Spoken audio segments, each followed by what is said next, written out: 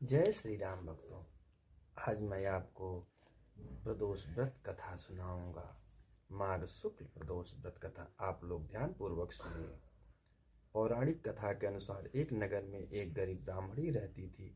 उसके पति का देहांत हो चुका था। वह अपने पुत्र के साथ भिक्षा मांगकर जीवन यापन करती थी। वह बहुत ही दुखी और दरिद्र थी, लेकिन महादेव में उसकी बहुत आस्था थी। एक दिन जब वह भिक्षा मांगकर लौट रही थी तो रास्ते में एक घायल युवक मिला।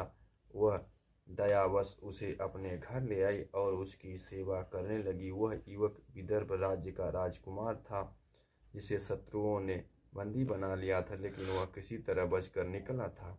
कुछ समय बाद वह गंधर्व कन्या अंशुमती ने उस राजकुमार को देखा और उस पर मोहित हो गई। बाद में उसने अपने माता पिता को राजकुमार के बारे में बताया। गंधर्व राजा ने जब वह बात जाननी चाही तो भगवान शिव ने उनको स्वप्न आकर राजकुमार से अपनी पुत्री का विवाह करने का आदेश दे दिया। फिर गंधर्व राजा की सहायता से उस राजकुमार ने विदर्भ पर फिर से विजय प्राप्त की और अपने पिता का राज्य वापस पा लिया। उसने ब्राह्मणी और उसके पुत्र को भी अपने महल में सम्मानपूर्वक रखा।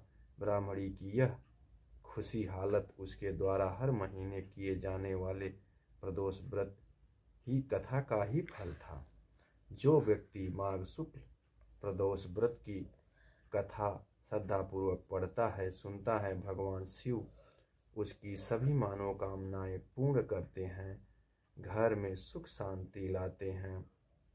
और इस व्रत को करने के लिए सूर्योदय से पहले ही स्नान करना चाहिए और स्नान करने के बाद आपको भोलेनाथ की पूजा पूरे विधि विधान से करनी चाहिए। जैसे दूध, दही, शहद आदि से भगवान भोलेनाथ की पूजा करें और बिल पत्र तो अवश्य ही चढ़ाएं।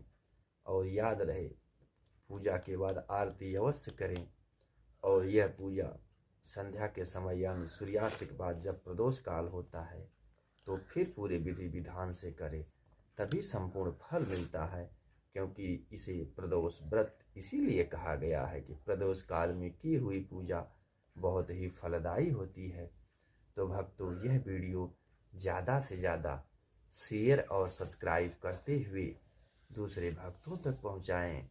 और यदि आप दूसरों का भला करेंगे तो आपका अवश्य भला होगा। जय श्री राम।